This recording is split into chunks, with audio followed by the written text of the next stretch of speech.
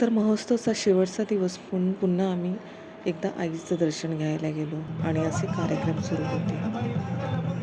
तर हा कार्यक्रम खूप सुंदर होता. एक ऑर्केस्ट्रासुद्धा होता, गायन, डान्स आणि हे लावणीसुद्धा सादर केली. ती लावणीसुद्धा अप्रतिम होती. खूप छान करमणूक होती. शेवटची वेळ होती ती गुलाबी साडीवर. गुलाबी साडीवर लेक तर स्टेजवर जाऊनच डान्स करायला लागले.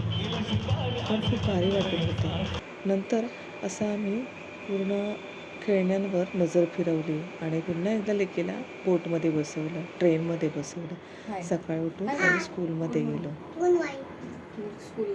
नंतर स्कूलमधून थापा मारत मारत घरी आलो. घरी येताना हे टरबूज आणलं आणि घरी आल्यावर लंच केला. तर लंचमध्ये चपाती ही पालक खिचडी होती. पालक खिचडी हिवाळ्यात खूप छान लागते. हे लोणचं, ही मटकीची उसळ आणि परत या जेवायला.